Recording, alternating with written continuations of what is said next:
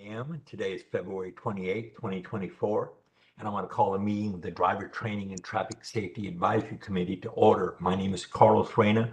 I will be serving as the presiding officer for this committee. Before we start, I need to give you a few basic requirements from everyone participating. First off, we ask everyone mute their microphones and turn them on only when you speak. Secondly, please announce your name when speaking so your name can be recorded. And then lastly, we ask that committee members stay on camera when the meeting is in session to assure a quorum is present at all times. And before we move on, I'd like to introduce and welcome Angelica Lopez Sparks. Okay, Angelica is our new advisory board's program specialist. She is replacing Delia Luna, who recently retired. She deserted us, but we've got a great replacement. I'd like to ask Angela to call roll and announce if we have a quorum. Yes, sir. All right. Dr. Nina Josaint, Here, present. Matthew White, Present. Jim Hiller, Present. Rudy Martinez, Present. David Bruce, Present. Elizabeth Madden, Present. Honor Freeman, and Mary Lloyd, and presiding officer Carlos Reyna. Present. You have a quorum, sir. All right, thank you. I believe each year at the start of the year, we go through a little review of the Open Meetings Act. So I'm going to call on Mark Gladney to go over those. We won't go into a lot of detail because I think everyone was present for the last one. But Mark, if you'll take it from here. Good morning, everyone. For the record, Mark Gladney, Assistant General Counsel for the DES program. And yesterday, I'm here to present you with your annual Open Government training. It has been a while since we've met. I believe the last meeting we had was in April of last year. But as far as training is concerned, y'all haven't had training since March of 22, so it's been a little while. Now, not that the laws have changed any. They haven't really changed very much, so a lot of what I'm going to talk about today is stuff that you already know. So with that, I'm going to try to share some screen with you. Hopefully it'll work for me. Let's see. Is that working for y'all? Oh, wait a minute. I got to hit share. Okay. Can everyone see that? Yes, we're good. Okay, great. Okay, we're going to get started with the training. The three pieces of legislation that we'll go over today, and again, this is going to be about a 10,000-foot review of these acts, the Open Meetings Act, the Administrative Procedures Act, and the Public Information Act, which also used to be known as the Open Meetings Act. Okay, so we're going to start with the Open Meetings Act. The purpose of the act is to make sure that this board operates openly and transparent. The act requires the meetings to be open to the public and be preceded by public notice of the time, place, and subject matter of the meeting. That is the agenda. The agenda was posted last week and gives everyone, both inside and outside the meeting, what it is we're going to talk about. And, the agenda acts as our roadmap. We will stay within the four corners of the roadmap as much as we possibly can. If we start to drift a little bit, it's generally my job to kind of nudge you as far as conversation. From time to time, I know we like to stray and talk about ancillary things, but let's try to stick to what the agenda item happens to want us to talk about today. Okay, so the provisions of the act are mandatory and they're liberally construed in favor of open government. So in order for us to have a proper meeting, we have to have a quorum. What's a quorum? Quorum is the majority of the members of the advisory committee as fixed by statute. And a quorum of the governmental body must meet in order to take any official action. If less than a quorum meets, then we can have discussion, but we can't take any official action. So this committee is 9 people. We need to have 5 people in order to have a quorum. If we have 4, then we can have a meeting, but we just can't take any action on any items that require formal action. Okay. Another key element of the Open Meetings Act is deliberation or discussion, which means an exchange, a verbal or written exchange within the members of the committee, a quorum of the members of the committee, and another person concerning an issue within the jurisdiction of the governmental body. So if it's something that deals with driver education and safety, and we have a quorum, and we're having a discussion about that falls under the Open Meetings Act.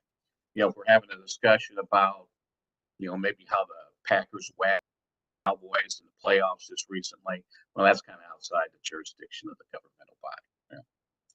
Okay. Next slide. Okay. The Open Meetings Act requires notice, and as I said before, we have to submit advance written notice of the date, time, place, and subject matter of the meeting held. And we do this in the form of an agenda, and we file it 7 days prior to the meeting, and it has to be posted online with TDLR and the Secretary of State. And again, the committee, no member can engage in any discussions about a subject that's not included in the agenda. Okay, we start going that way, I'll just nudge it back onto the subject. Okay. This is dealing with how the Open Meetings Act affects the presence of a quorum at social functions, conventions, workshops, and is it possible to appear as a quorum in one of those types of functions without violating the Open Meetings Act? And the answer is yes. You can appear at social functions, conventions, and workshops as a quorum, as long as you don't engage in discussions or make decisions about committee business or take any formal action, at that type of function. Every formal action that you take has to be done in the context of a properly noticed meeting like we have here today. Okay, so always be aware of any situation outside of a properly noticed meeting in which there's a quorum of you present and engage in discussion. Again, don't engage in any substantive conversations related to committee business, and you're outside a regularly called advisory board meeting.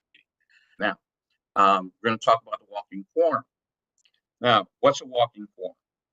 A walking quorum occurs when less than a quorum of members engage in discussion about formal business and communicate those discussions to other members. So we have if you're at a function and you start discussing some driver education business, say there's 3 of you, you discuss it, and then you communicate, one of you communicates that discussion to 2 other individuals on the board, and you talk about what the other 3 of you talked about. Well, at that point, you got 5 people. That's a quorum. It's a meeting outside of a regularly scheduled DE advisory committee meeting. That's not proper. That would constitute a walking quorum. So avoid that at all costs. Okay. So walking quorums can occur conference calls, video conferences, hallway discussions, email, text messages, also on Twitter. If you actually it's not Twitter anymore, it's X now. I'm going to keep it Twitter.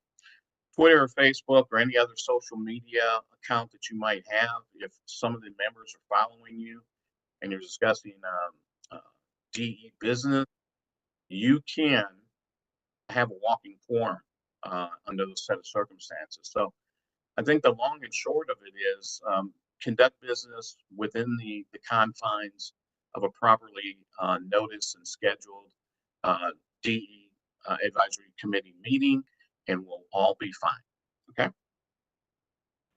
Okay, so to avoid walking quorums, don't meet in small groups and discuss advisory board business. Don't send emails or text messages to a quorum of members about official business. Even if you decide to send them individually to other members, that can blossom into a walking quorum. So try to stay away from that. Don't create posts on social media where you know that there's a quorum of other committee members that follow you on social media. Don't do that. And don't ask a quorum of members, even on an individual basis, for feedback on committee business outside of a formal meeting. It's known as polling, and again, that's not something that we should be engaging in. Okay, so again, and this is probably the third time I reminded you of this, but we're reminding you of it because it's extremely important. The committee is limited to discussing only those items that are specifically mentioned in the agenda. Okay. During the public comment portion of the meeting, which we're going to have, I believe, right after, well, actually, after this presentation, members of the public will be given about 3 minutes to speak, and the board is not allowed to respond to those public comments. However, any issue that is brought up during the public comment period can be scheduled for a future committee meeting, and we can put it on the agenda and you can discuss it fully and freely then. Okay. These are basically the best practices. I've mentioned them already before, so we don't need to really go into that. If you need a copy of this PowerPoint slide, we can provide that to you if it's not already in your briefing books. Okay, what happens if you violate the Open Meetings Act? Well, there's civil remedies. Any interested person can petition a court to stop any formal actions that were taken in violation of the Open Meetings Act. So any formal action taken in violation of the Open Meetings Act is voidable. You still have to go to court in order to get the judge to order that whatever the formal action was taken would be void. But again, it's voidable if you take a formal action that's in violation of the Open Meetings Act. Okay, there also are criminal penalties. These are rare, but they have happened before in the past. Members who knowingly participate in a walking quorum or knowingly participate in a meeting that's closed to the public are subject to misdemeanor criminal penalties, which range from anywhere from a fine of $100 to $500, confinement in jail for 1 to 6 months, or both. So generally stay away from violating the Open Meetings Act and everything will be fine. Okay. So again, these are the best practices. We've already talked about it before. You see them up there. Just avoid communications outside the unnoticed meeting and confine discussion items to whatever's on the agenda. Okay. If anyone's interested in more information about the Open Meetings Act, the Attorney General's office has got a great book on it. And those are the links right there. And if you have any questions about the Open Meetings Act, you're free to call us. The number to the General Counsel's office is right there below, and we'll do our very best to answer any questions that you may have related to the Open Meetings Act. Okay, moving on to the Administrative Procedures Act. This is an act that you all have worked with before. Need to be very familiar with it because it's dealing with a rulemaking process. And y'all are part of different work groups, and you'll be working on different kind of rule makings that come up. We're going to talk about a rulemaking today. So this is an example of the steps that we take pursuant to the APA in order to draft rules and get them adopted, and get them effective so that they can benefit your industry. Okay, so the purpose of the APA is to establish minimum standards of uniform practice and procedure for state agencies. So it tells us how, as a state agency, how to do things. And it also provides for participation and transparency during the rulemaking process. Now, a rule is a statement of general applicability. It implements, interprets, prescribes law or policy, or describes a procedure or practice requirements for a state agency. We generally use them in our context with you to interpret laws, make them easier to understand, because the legislature doesn't always, when they pass a bill, they don't always explain everything that it is they mean, and the rules are there to fill in the blanks. Okay. A rule includes a new rule, an amendment to an existing rule, or a repeal of an existing rule. So that's what a rule can do. And again, it also can affect the internal management or organization of a state agency. Sources for rulemaking: legislative changes, bills that are passed. Of course, advisory boards, we get ideas from you all the time. Staff comes up with ideas for new rules as well. We're required by law every 4 years to do a rule review of the rule chapter. In this case, it would be Chapter 84, the Texas Administrative Code. Every 4 years, we go through all the sections in Chapter 84 to determine whether a rule is necessary or not.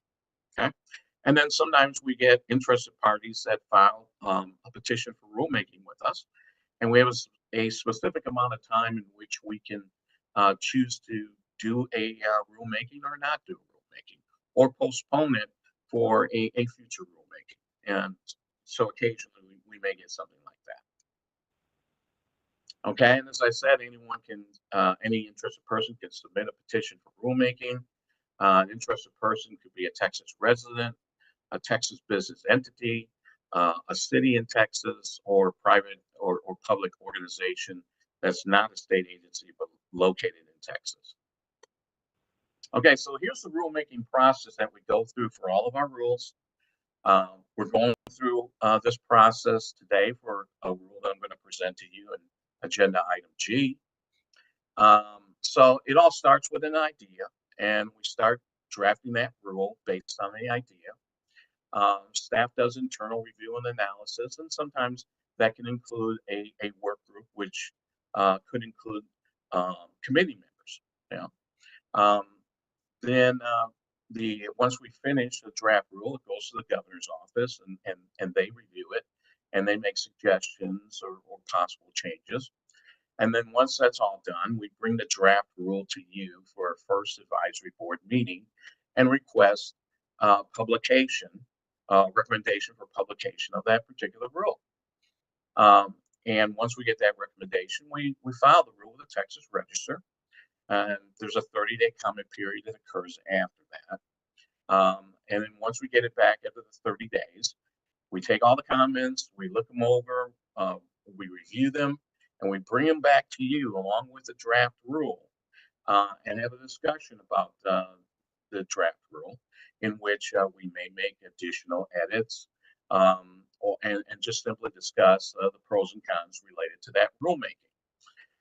And then at the end of that second rulemaking, we ask for you to give us a recommendation for adoption, to send it to the commission for final adoption. Okay, so after we get that recommendation from you, we send the rules to the commission for adoption at that particular meeting. If the commission agrees, then they will issue an order of adoption, and the rules are filed and published in the Texas Register, so the whole world can know what it is that we just did. And then there's an effective date for those rules, which is usually about 15 days after the publication. And the rules then become effective for your industry to use and implement. Okay, this is our rule review process. Again, I said our rules are on a 4-year schedule. This is the process that we do. We do a notice of intent to review to let the public know that we are reviewing the rule chapter for DES or any other program. Once again, there's a 30-day comment period. We go through the comments, we make recommendations to the commission, and the commission reviews the rule filing and comments, they may or may not re-adopt the rule, in full or part. Okay, so that's pretty much the rule review process. Again, if you have any questions or you want additional information on the APA, here's the links for you to go and check out the law. Again, the Attorney General's office has got a great manual on it. And again, if you have any questions about the APA, feel free to call the General Counsel's office and we will assist as needed. Lastly, the Public Information Act, also known as the Open Meetings Act, Open Records Act, sorry. The Open Records Act is intended to allow public access to information about the affairs of government and the official acts of public officials and employees. The Act makes all documents, records, other information relating to official business open to the public. There are some exceptions. Public information includes any electronic communication that's created, transmitted, received, or maintained on any device if it's in connection with official agency business. So I say any device, that would include your own personal tablets, smartphones, computers.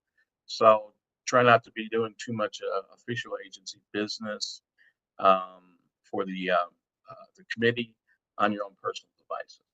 Okay? And the Open Records Act should be liberally construed in favor of granting a request for information if we receive one. Okay, so if you all happen to receive a written request for information for records, correspondence, please forward it to the General Counsel's office. We have an open records team that does a great job with these things. Do it as quickly as you can. Okay. Sometimes the open records team may reach out to you and ask for additional information. Please respond as quickly as possible because we have a short window in which we have to respond to the request, and it's not later than 10 business days after receiving the request. The agency can't ask why someone wants the records. We can only ask for clarifications. So we do have a short time window once we receive a written request for information. So if you get something, please forward it to us as quickly as you can. Okay. As I said, there are some exceptions to what can be disclosed pursuant to a written request for information. And here are some of the things that can be protected from open records, like date of birth, medical information, credit card information, driver's license, and such. So not everything is open to an open records request. There are a lot of exceptions, but generally speaking, if we receive or you receive a written request for information, please get in contact with us with the information as quickly as we can. If there's something in there that is not required to be disclosed, we will redact it. Okay.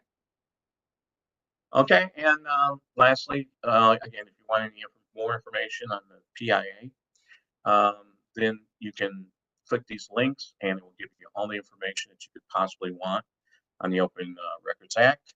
And again, if you have any questions, feel free to contact the General Counsel's office and we will be happy to assist you. And that concludes my presentation on your open government training. Thank you. Thank you, Mark. Appreciate that. Members, does anyone have any questions for Mark? Any questions about any of that information? Oh, everybody's good? All right, let's move on then to the next item on the agenda. And that's the approval of the minutes for the meeting we had April 6th of 2023.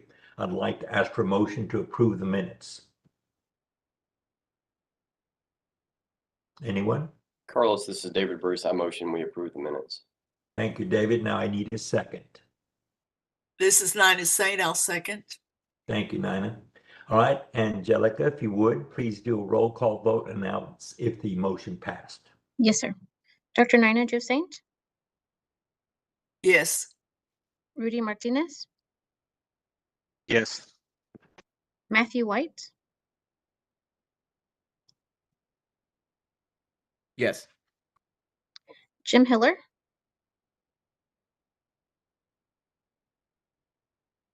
Mr. Hiller, do you approve the minutes? If you can hear me, you want to give me a thumbs up that you approve? Did I lose him? I'm not seeing him on Oh, the yeah, it screen. looks like he logged off. Okay, we'll see if the staff can get him back on. Okay. Elizabeth Madden, Yes.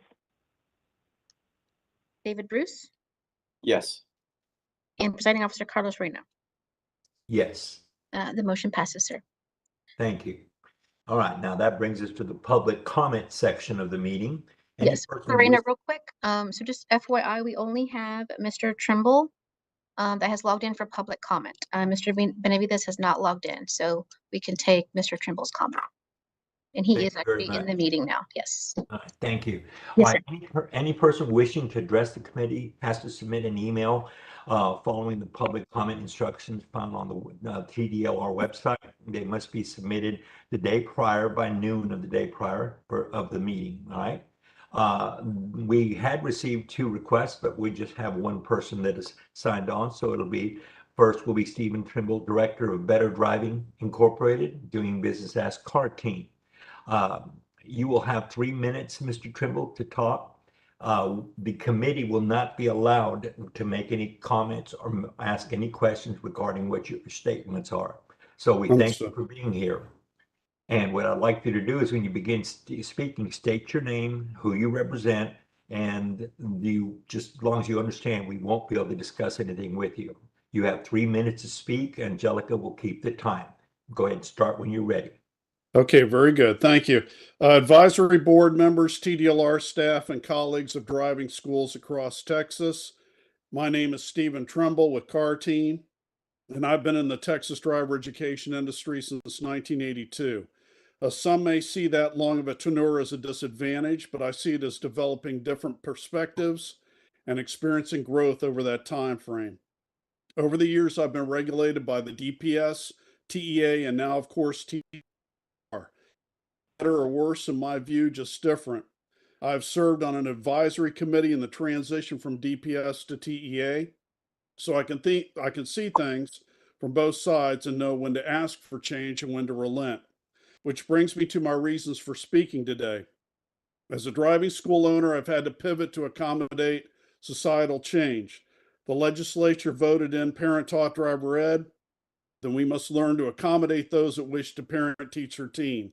And it's important that we make it as possible for the parent to understand our curriculum, how to teach it, and because we're primarily dealing with lay persons that may never have taught a subject in their lives, and if that parent experiences confusion from the very beginning regarding the process, such as how to go finding a course provider, how to do the 14-hour in-car portion with their teen, and so on, then the parent becomes frustrated, confused, and upset with us, TDLR, and the DPS. This is why it's so important that the website that was released last June make it easy for a parent or teen to find exactly what they're looking for. For example, we offer the 14 hours of parent-taught in-car curriculum, and most of our students come from parent-taught that have done everything else except the final 14 hours. And many have been waiting months for their road tests at the DPS, only to get turned away at their appointed time because they were missing this key part of driver education requirements. They thought that they were already finished. So now they have to take our course and wait weeks before they get rescheduled for another DPS road test time. If a parent can get on the website and go directly to a course provider that offers that 14-hour course, instead of having to confront a vast search engine over 111 providers that may or may not offer this specific course, then this would simplify the process. And at one time, it was offered that way on the site with 28 providers to choose from, and no one was promoted above anyone else. It was fair and equitable, and the parent found what they needed quickly. Now, when you get on the website and you go to students and parents, then parent-taught education, then click the link for multiple entities, then course materials or driver education provider, you're then taken to a page that validates a driving safety certificate. There is nothing addressing the 14-hour course. If I had more time, Mr. Trimble, deeper your into time this. is up. I'm sorry. All right, thank you. Thank you, Mr. Trimble. Appreciate your comments. We're moving along pretty good, so I think next item on the agenda will be our staff reports, and we'll start off with the licensing division. I'd like to call on Laura Hernandez. Good morning, advisory board members. Yeah, my name is Laura Hernandez. I am one of the licensing managers in the licensing division. Before you is the staff report as available that day. So it'll show fiscal year 2023 and then the first quarter of 2024. That was available at the time the report was due.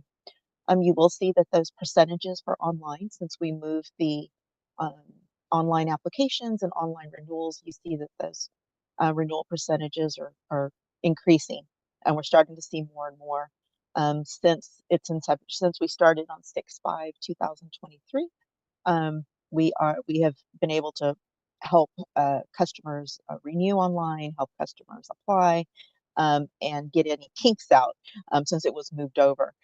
So it seems to be working a lot more smoothly. Our current projects, we are working with our enforcement division that on a project that will require licensees who were fingerprinted prior to June 1st, 2015, that will need to submit a new set of fingerprints to TDLR so that we'll continue to receive their reports, what's called a wrap back from the DPS and FBI for criminal convictions. We will be notifying licensees via email. And so they'll get an email at their renewal letting them know that they're going to be required to be fingerprinted before their renewal will be processed. And I am happy to answer any questions. Members, anyone have a question? No? Thank you, Laura. Appreciate you very much. All right, now we're going to go on and call on Ms. Shanesty Villanueva. She's with the Education and Examination Division. Hi, good morning. Good morning, Chairman and members. My name is Shanesty Villanueva, and I'm a team lead here in the Education and Examination Division. I hope you are all doing very well, and it's good to see you. So here are our statistics. I just wanted to point out that you may have been used to, so prior to the House Bill 1560 changes, you may have been used to seeing these statistics broken up by school. You would have the driving safety school, you would have the DADAP school, you would have the driver education school, and then the parent taught. So for driving, because of the specific license, driving safety and DADAP have been repealed, you will see only driving safety provider statistics moving forward. For driver education, House Bill 1560 made one license type with 3 endorsements. So the license type that you will see for the statistics would be driver education provider.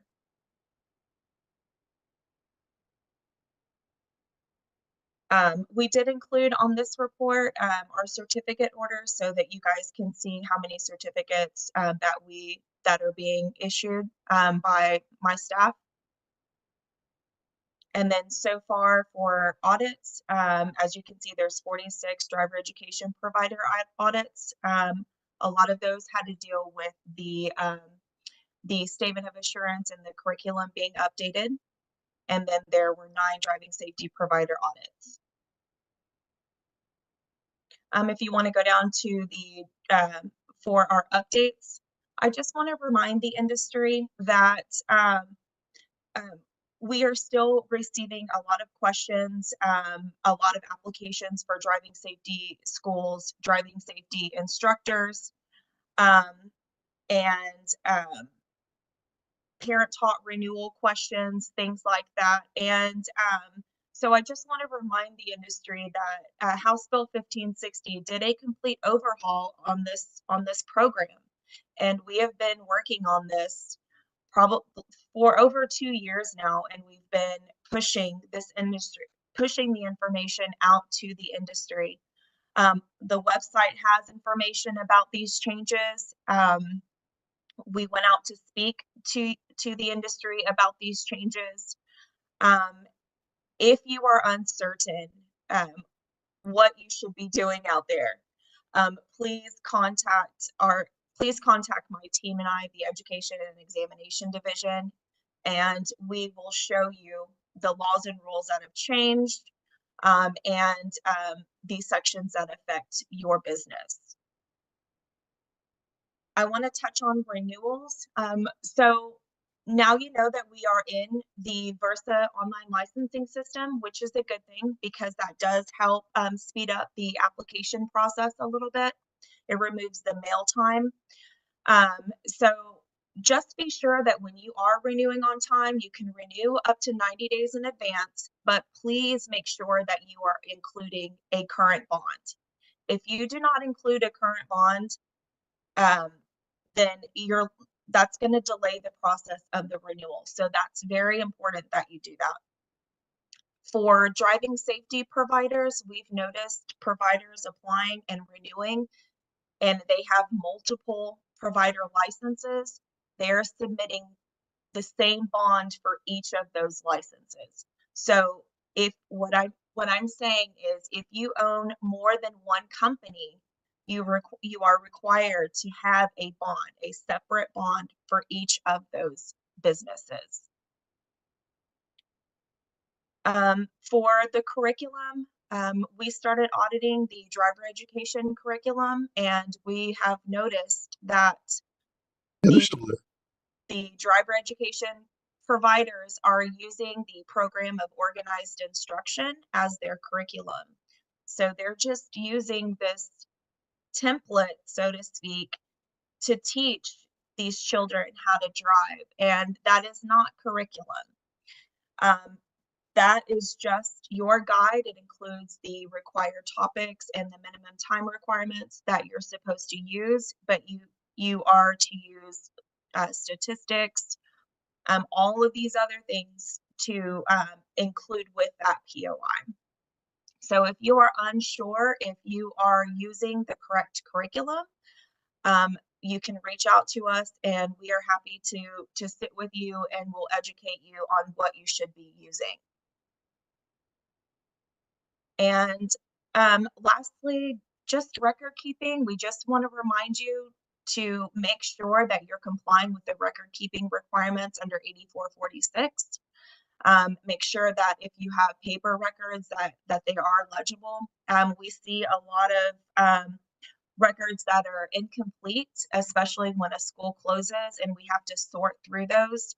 The students are not getting credit for the hours that they actually completed because the records are not completed fully.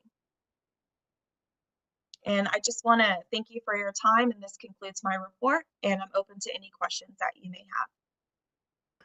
Carlos Reyna here. Thank you, Shaughnessy. Appreciate that. I have a question. You mentioned a couple of times in your discussion here with us that we could reach out to you. And the problem seems to be, how do we reach out to you? Because normally we call the customer service line and they have so many programs they have to regulate. Sometimes you're on hold for a long time, then you get someone who really doesn't have the answers, so they're going to call us back.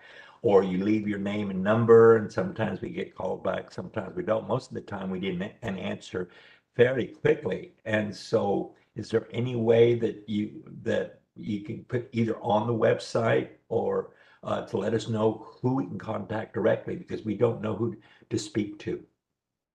Yes, sir.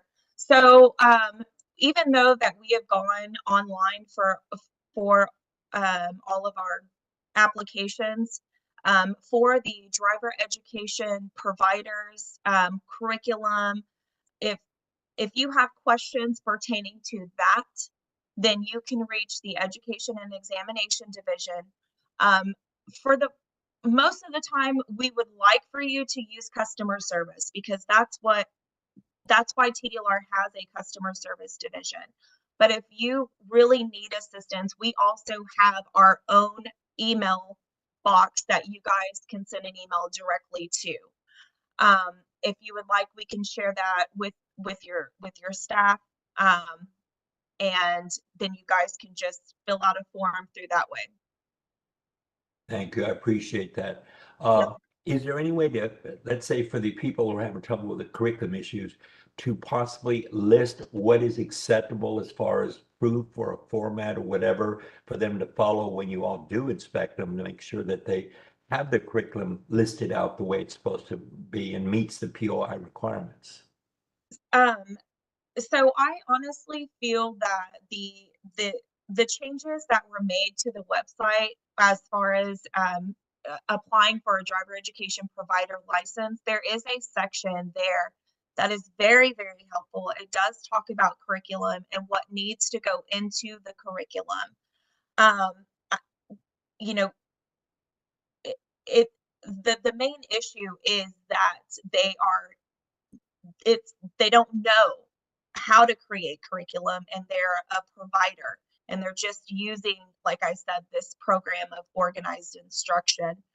I encourage the industry, if they're applying for a license or even if they've been in business for a long period of time, to go to the website and apply for a driver education provider license and read that curriculum section. Once they go over that section, and if they are still unclear about how to write their curriculum, or they still have additional questions, they can email those to us and then we can break it down to them. All right, thank you, Shaughnessy. I appreciate it. I know y'all just launched a new look Yes. day before yesterday, and it really does look good. And I've got to take more time to really get familiar with it. But members, anybody else have a question for Shaughnessy? All right, Shaughnessy, thank you very much. Thank All you, right, let's sir, move and on. thank you for your help. Bye.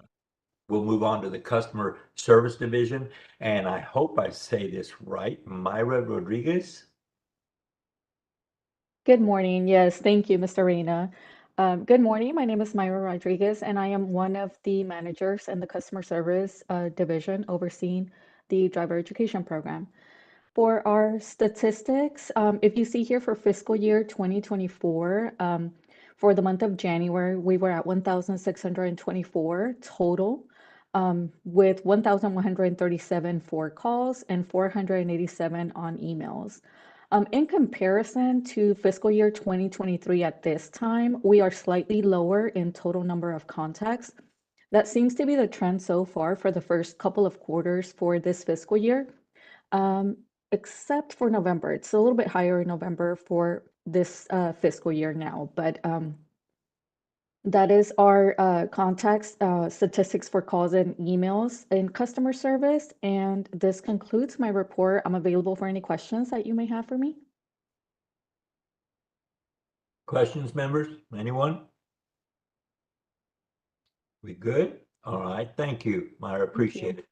Mhm. And we will move on to the Enforcement Division, and Stuart Bagish, I believe that's how you pronounce it, sir? That is correct. Thank you. Good morning, committee members. My name is Stuart Bagish. I am a prosecutor in the Enforcement Division. I'll be presenting the report for you today, and you may notice that we have updated the Enforcement Division's report from our last meeting. At the top, the performance measures is what we reported for the driver education and safety DES program to the legislature, like all TDLR programs. The materials are organized so you can compare fiscal year 2023 with fiscal year 2024 through December 31st, 2023. So it's a 4-month period of data. You may notice that so far in fiscal year 2024, complaints are being closed almost 43 days faster on average than they were in fiscal year 2023. Overall, the DES program does not have a lot of disciplinary action, which is reflected by the percent of complaints resulting in disciplinary action, which is 0.0% so far in fiscal year 2024. And there were only about 10.5% of such cases in DES last fiscal year. The criminal history review is the next section, and that concerns those who may have disqualifying criminal history. These cases are handled by our criminal history prosecutors, but you see that DES license holders make up only a very small portion of those cases. Complaints received by source is the next section, and it details where the Enforcement Division's DES complaints usually originate. whether they are from consumers or from within TDLR, sometimes from periodic or risk-based inspection.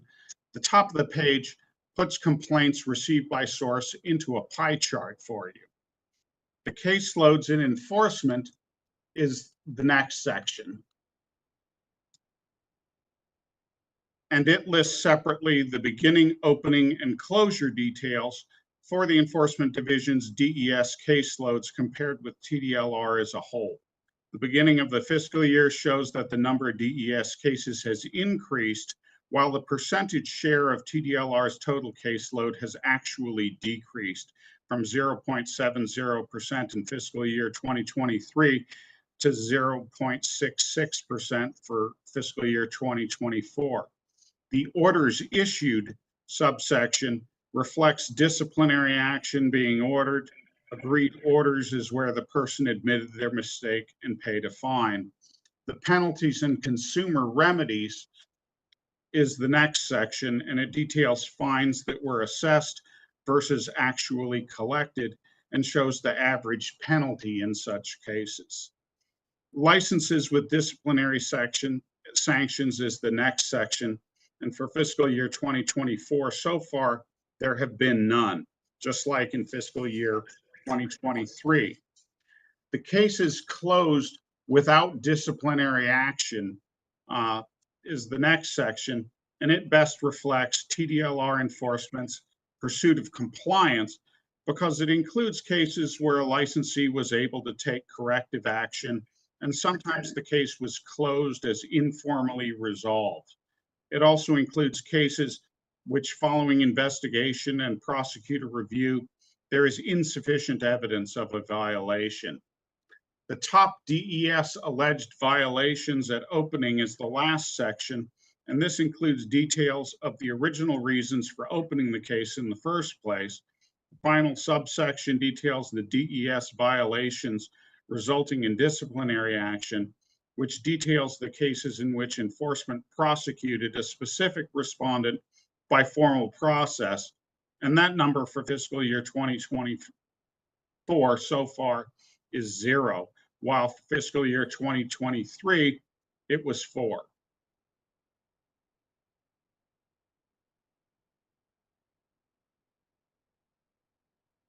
I'm available to answer questions if you have any.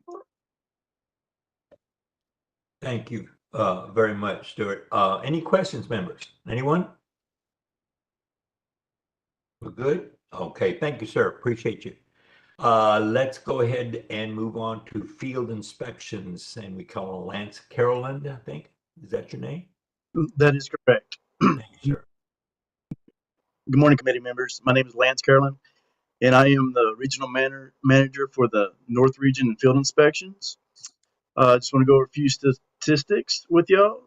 As you can see, we increased for the first part of the fiscal year from 40 to 83 as far as our inspections. If you could scroll down a little bit.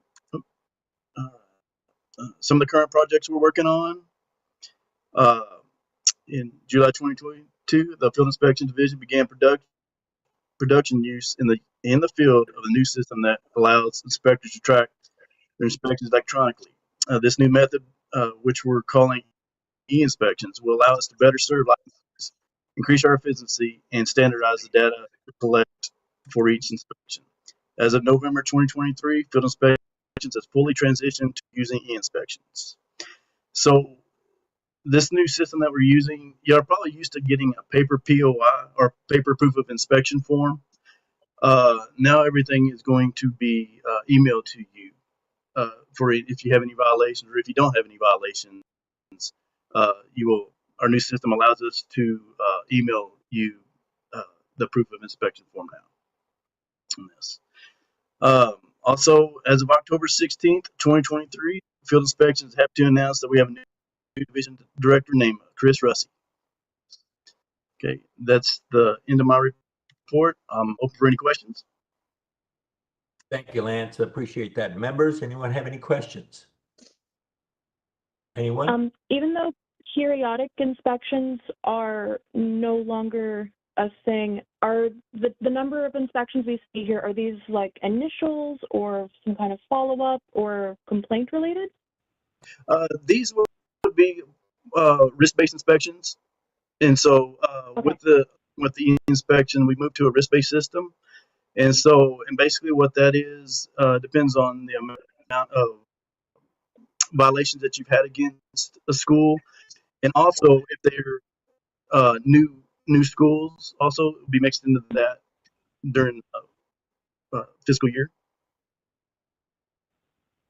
Okay. Thank you. You're welcome. Lance, one of our schools just went through an e-inspection, and it really makes it very convenient because then we can schedule it when staff is available and so forth. That we found it to be real flexible, and we received our email on what we need to post on the wall and so forth. So we thank you for that. Appreciate it. You bet. All right. Now, I believe we come to the executive office report, and I call on Brandy Myers. Good morning, presiding officer and board members. My name is Brandy Myers. I am the Deputy Executive Director over our Administrative Services Department or Division sections of the agency. Wanted to give you an update on the personnel changes that have happened within the executive office since the last time you've met. First of all, you'll probably see a familiar face on the screen over there, Mr. Brian Francis. He is back. He is our interim executive director right now, so we've got him for 6 months. You may remember Christina Kaiser. She was our senior deputy executive director, and she had become our acting and interim executive director when Mike Arizmendez resigned, but she retired at the end of December, so we wish her the best. And so now we have Mr. Francis back. So welcome, Mr. Francis. And then some other changes that you've seen or you will see, and you've noticed some names, is Mr. Steve Bruno. The last time you saw him, he was our legislative director of the agency, and he is now our deputy executive director over our licensing services. And so that includes our customer service division, that includes our licensing division, and also our education and examination division. And then again, my name is Brandy Myers. I'm new to my role as of November 1st, but I'm not new to the agency. I've been here for almost 5 years, and prior to becoming the Deputy Executive Director, I was the Chief Financial Officer. So I'm happy to be here and happy to serve in this role and look forward to working with you in any way, shape, or form. And then the next item on the Executive Office update is the 88th Legislative Session and Bill Implementation Update. The primary thing that impacted your industry was Senate Bill 2304, which had to do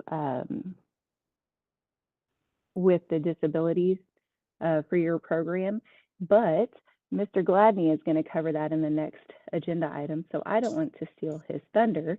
So if it pleases the presiding officer, that would conclude my remarks, and I'm happy to answer any questions. Thank you, Brandy. Any questions for anyone? Any questions? And Mr. Brian Francis, how do you do, sir? Good to see you again. It's great to be seen, tell you that. It's great to be back.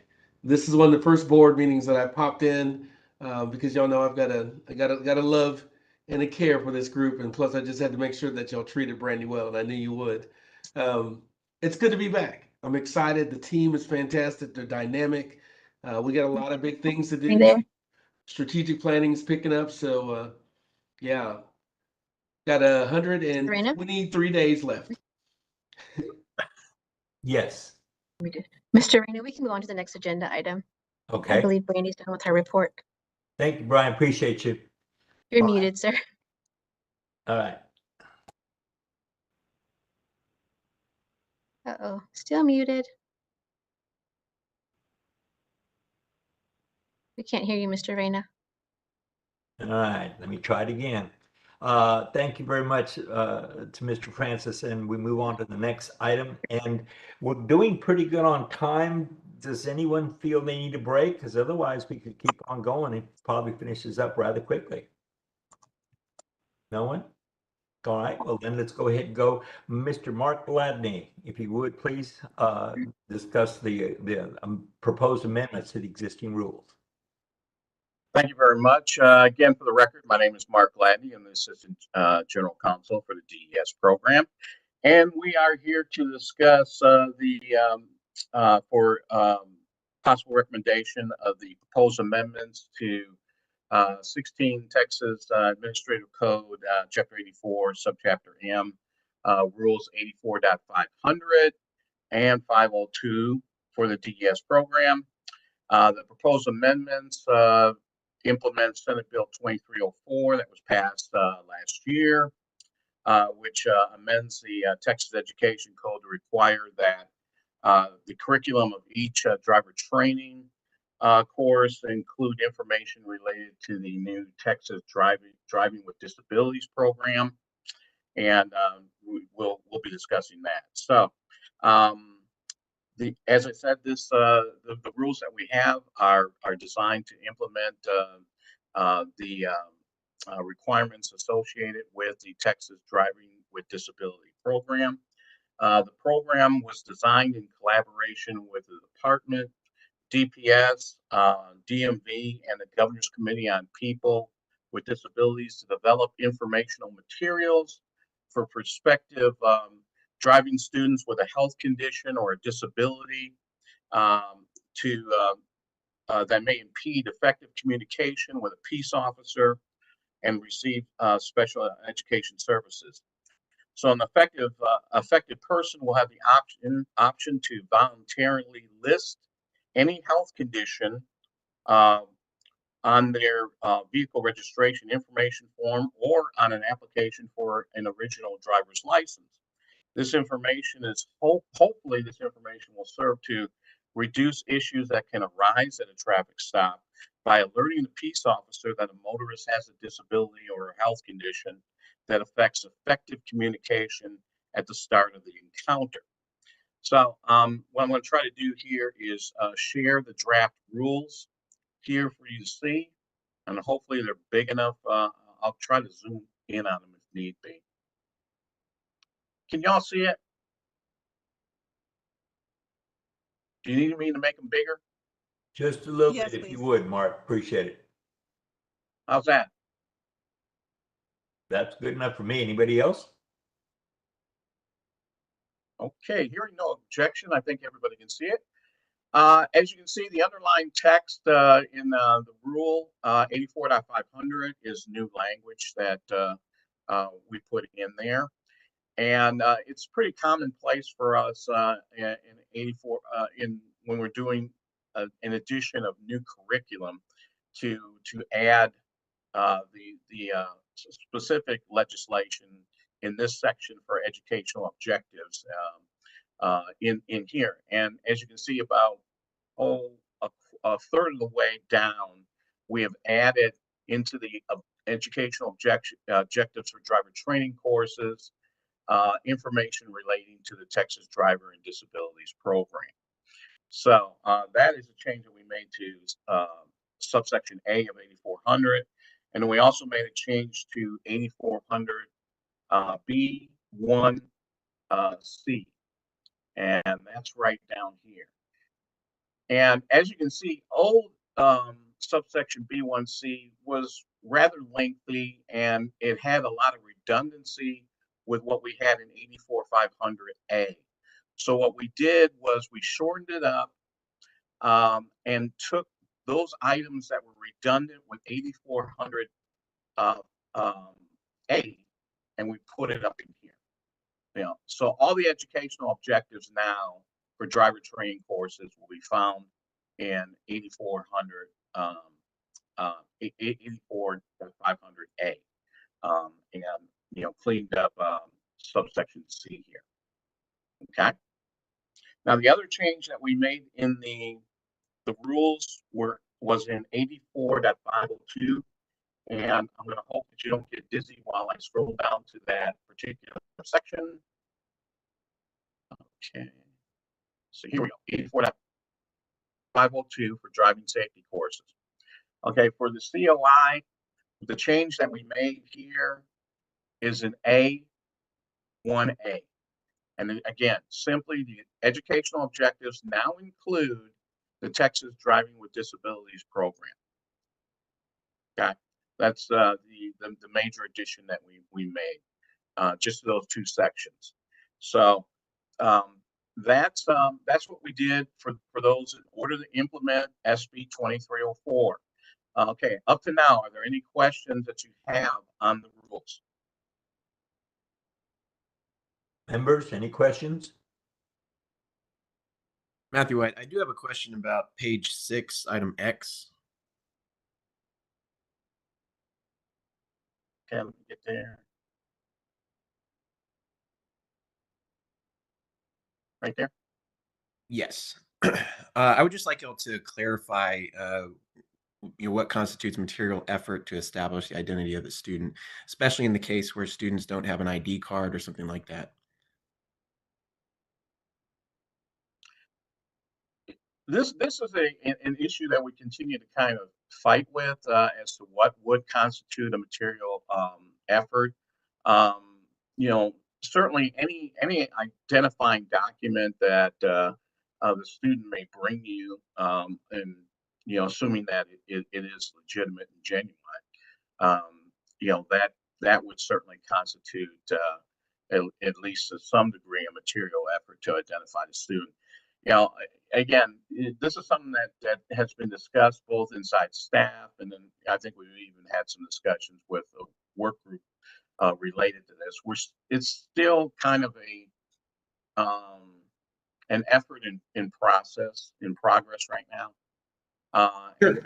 and we're trying to kind of clarify that language, and it's quite possible in the agenda item that we have coming up after this, when we discuss the update to HB 1560 curriculum, you know, we can maybe discuss that a little bit more. But I do believe that the work group has talked about this at quite some length, and we're working on it. That's the best I can tell you at this particular point, to try to clarify what will constitute a material effort. Okay, yeah, no, I understand that. So is the current intention that we attach some, you know, identifying document to their classroom records so that we can maintain that for inspection purposes? Oh, absolutely. And, you know, I do want to make sure that everyone understands that we have had both staff and the work group on curriculum. We have had a number of discussions related to this, because it is very important. I mean, it's critical to make sure that the person that y'all are teaching is actually that person. It's not somebody standing in for them or something of that nature. And we want to make sure that the course material is being delivered to the person that it's supposed to be delivered to. So it's certainly not something that has escaped our notice, and I'm glad that you brought this up. And we are definitely working at it.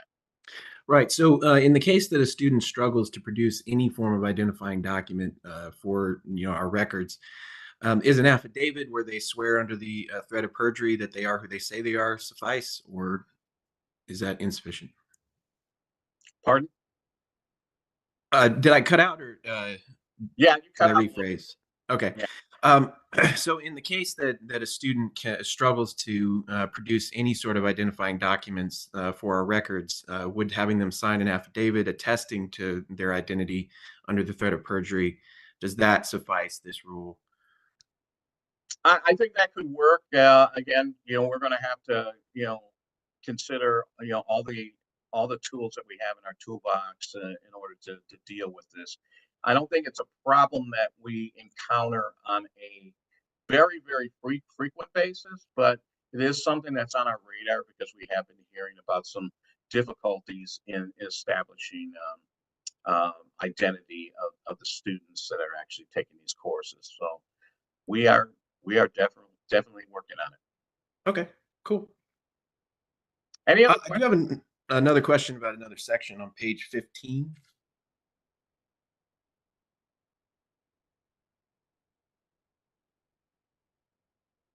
Item F, requirements for authorship. It says course materials must be written by individuals or organizations with recognized experience in writing instructional materials. What does that mean? I think this is a section in here, and I don't really want to get too far beyond SB 2304. But we are working on that particular section in the HB 1560 curriculum updates or curriculum amendments. So, you know, the only way that I can kind of interpret this is I guess we don't want somebody who's creating the course materials who, you know, certainly has zero experience in doing something like this. This is certainly something, again, that's going to need a little bit more clarification, but you know, we're still working on it, and you know, we'll try to clear that up as much as we possibly can. Yeah, I hear that it's still in progress, but you know, these rules are going to be going into effect. I mean, we're here to vote to move these along today, correct? Yeah, but also remember that we have a framework that this particular rulemaking is only working on SB 2304.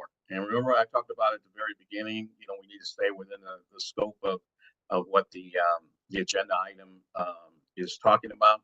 We are talking about right now just implementing the requirements related to the Texas Driving and Disabilities Program. The other items that we're talking about here now, those are outside the scope of the rulemaking. Okay, well, Mr. Reyna, I think that's something y'all should look at in detail in work group, because I think it's very restrictive, and it may also add a burden of cost to especially new course providers that they may not be able to bear. And I think that it's important that we do everything we can to help people create quality programs, but to increase the instructor population and course provider population overall, especially in the traditional sector. That is the most effective sector in reducing crash rates.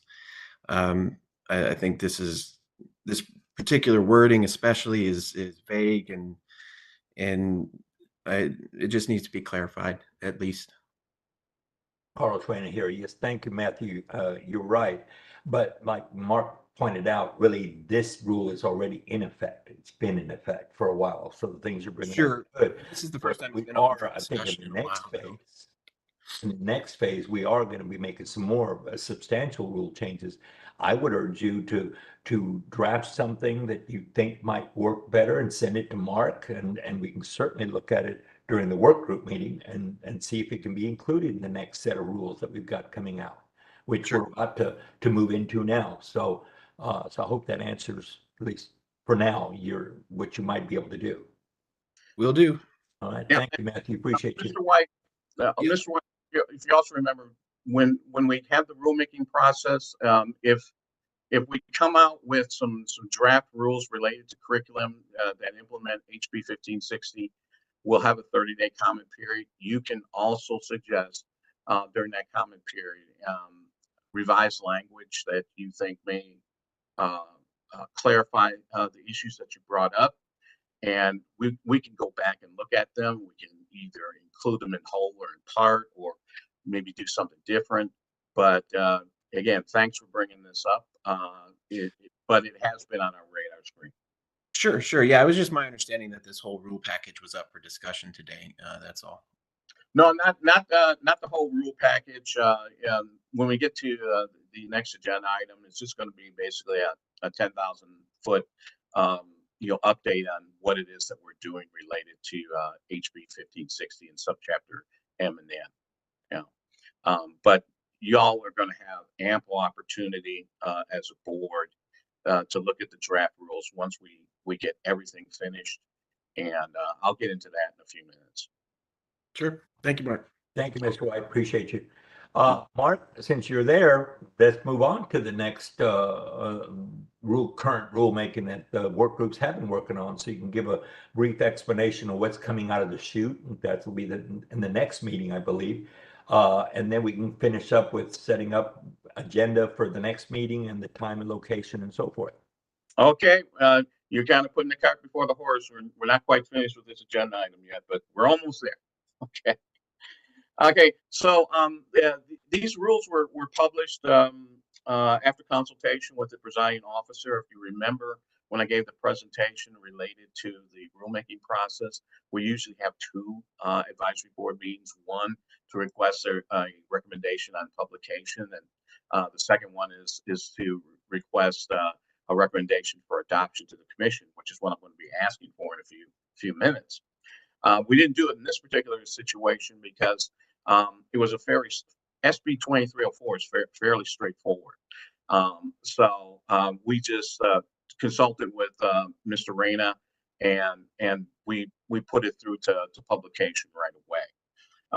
It wasn't necessary to convene an entire full board prior to publication. So the rule adoption deadline on this is May 1st for SB 2304.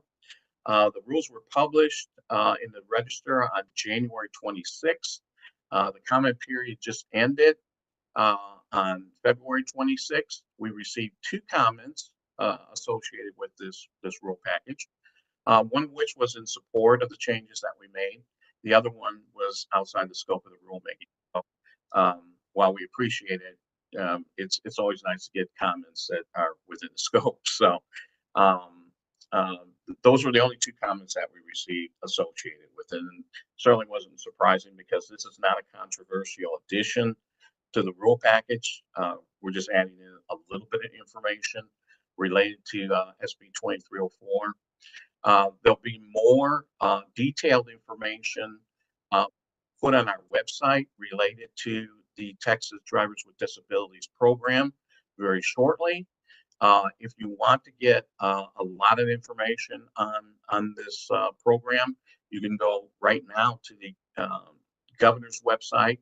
They have an entire section on their website dedicated to this that we worked on along with several other agencies and the governor's committee on people with disabilities. So if you want to look at it now, you can go over there and look at it. We will have it on our DES website very soon if you want to wait until then. Okay, having said all that, staff is looking for a motion from y'all to approve adoption to the by the commission for the changes that were made that I presented associated with 84.500 and 84.502. Yeah, this is Carlos Reyna. Before we do the motion, I wanted to just ask, will course providers be required to submit, like we have in the past, statement of insurance that the information has been included in our courses? Okay, I see Shannon sees a hand up. She can probably answer that. Hi, good morning. This is Shannon again with the Education and Examination Division. Yes, before I just get into that, if everyone is okay, I did want to share with you the website that TDLR collaborated with several other agencies on Senate Bill 2304. And this is what Mark was explaining. There's a lot of detailed information. What we did was we took this information, and this is what will be going out to all driver education and driving safety providers. The bill does require that driver education and driving safety providers update their curriculum no later than September 1st, 2024. We will be sending out notices, Mr. Reyna. We'll be pushing this information out just like we've done in the past. Providers are required, like I said, to update their curriculum and then to attest that the curriculum has been updated and to teach this information. There are some new processes in place for curriculum updates. That process is still being tested right now. And once that is approved and the testing is clear, then, like I said, you all will receive notices on how to update your curriculum and what needs to go into the curriculum. So just really quick, I'd like to share the website with you, and you're welcome to share this now with your staff. All right, thank you. And you should see, this is the Office of the Attorney General's website. This is the Texas Driving with Disabilities webpage. This is the information, like I said, that was collaborated with DMV, Texas Governors Committee, sorry, DPS, and TEA.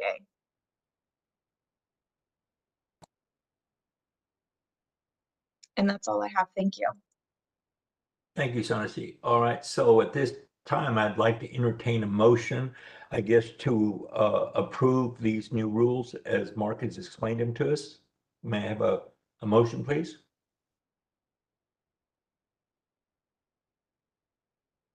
This is Nina Saint. I move I to need a adopt the second. rules. Thank you, Nina. I need a second, please. Carlos, this is David Bruce. I'll second. Thank you, sir. Appreciate it. And would you take roll for us, Angelica? Yes, sir. Please. Dr. Nina Joe Saint, Yes. Rudy Martinez, Yes. Matthew White, Yes. Jim Hiller, Yes. Elizabeth Madden,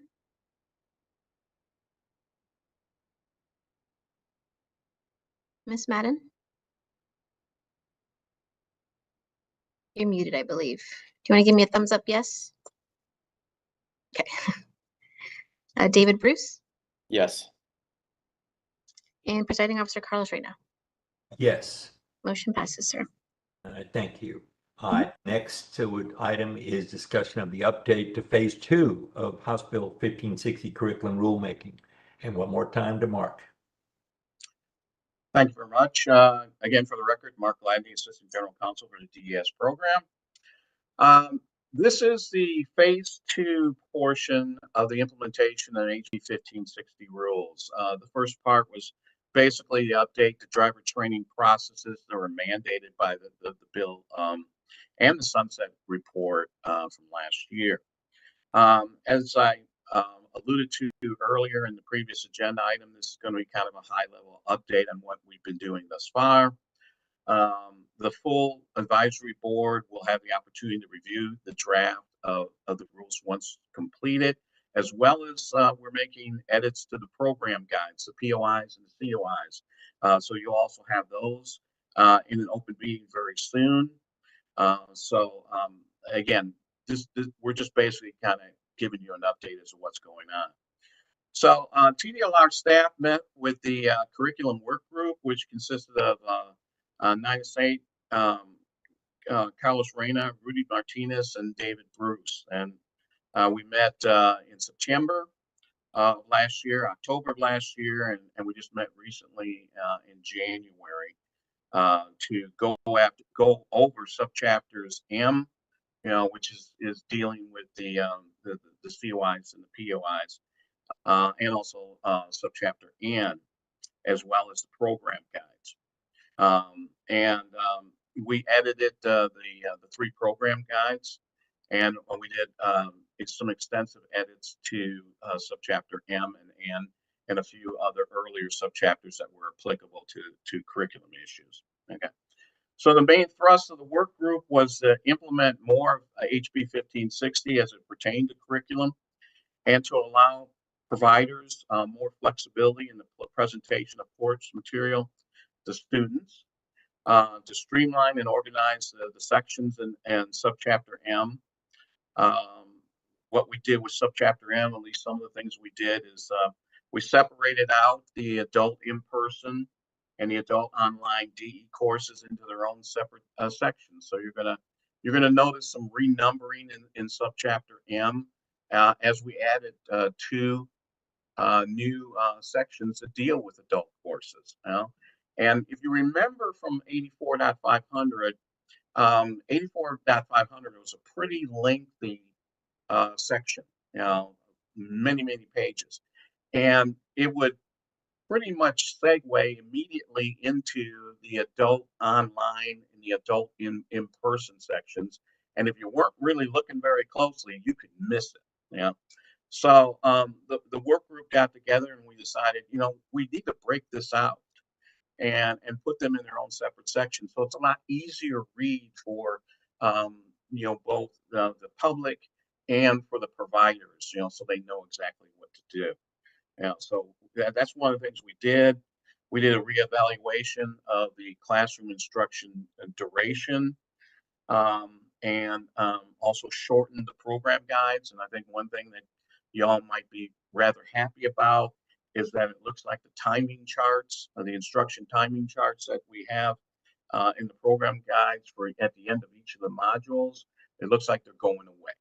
So I think that y'all will be kind of happy with that. And that's consistent with what the Sunset Commission wanted us to do, in giving more flexibility to providers, course providers, and such to have the freedom to create your courses within the framework that's been set up by the legislature and certainly in the program guides. So that's another thing that we're going to be doing. So we're going to be having another advisory board meeting very shortly, probably sometime in April. Y'all will be polled for a meeting in April to discuss and go over the changes that we're making in the proposed rules, as well as the program guides. And you're going to get a draft for the next meeting for you to review and edit. And we'll have a pretty lengthy discussion on that. I suspect that the agenda for that meeting will probably just be that. So we'll have plenty of time to go over the changes that the work group has made. Okay. We're hoping to get these rules adopted for the September 10th commission meeting at the outside. We did get staff did get scolded quite a bit because we couldn't hit the summer months, which are important months for y'all, and we understand that. But there's been a lot of going on with this program, and even though we haven't had a meeting in almost a year, believe me, we are working on the DES program very, very much. So we wouldn't be able to do this on and get these rules ready, in the time frame that we're talking about if we haven't been working, a lot on this. So, I want to certainly express our thanks to staff and the board members on the work group for the efforts that they've put in, because each one of our work group meetings have been about 5 hours long, and that doesn't even include the time that the board members have been given draft rules and the draft program guides, and they've gone over it on their own free time to make edits and changes and suggest things to staff. So we greatly appreciate their efforts as well as the efforts of staff. Okay, but we're working diligently in order to get these rules done as quickly as possible and not to disrupt the industry too much. So if any of the members of the work group have any comments that they'd like to make, now's the time that you have to make those comments. Work group members, anyone? I want to say thank you to David, Rudy, and Nina, and the staff. We put in a lot of time, and I'm really excited about this. And yes, Mark is one of the guys I scolded because we couldn't do it fast enough. Okay. Nina and I both scolded him, but that's his hands are tied. We have to follow certain steps and so forth. But I urge everyone to be present for the next advisory committee so we can move this thing forward, because I think the industry is going to be really happy with the changes that are coming. It's going to give us a lot of freedom to change our curriculums and make them more what we want them to be, instead of forcing us time limits and so forth, but still covering all the topics that are there. So again, thank you to the group. Hey, I'm still. Go ahead. And for Angelica, we are talking about the DES curriculum work group. Thank you. Okay. Thank you for that, Mark. Appreciate it. I think that brings us to the next item on the agenda, which is recommendations for agenda items. And of course, I'm going to recommend we cover these upcoming rules as being number one most important. But if anyone else has any suggestions, please feel free to say so now. Done? All right. Thank you. Then I think, Angelica, you're going to be polling us at a later date with regards to when the next meeting would be? Yes, sir. We're looking for a few dates By in email? April. Yes, sir. Okay. Thank you very much. I Thank don't you. think maybe it'll be this afternoon or tomorrow, but yes, I'll get an email to all of you. Thank you very much. So since you're my new right-hand person, do I need to ask for a motion to adjourn? State the time if you'd like, sir. If you'd like a motion, then we can do that as well. Time right now is at 11:24 and this meeting is adjourned. Thank everyone for being here.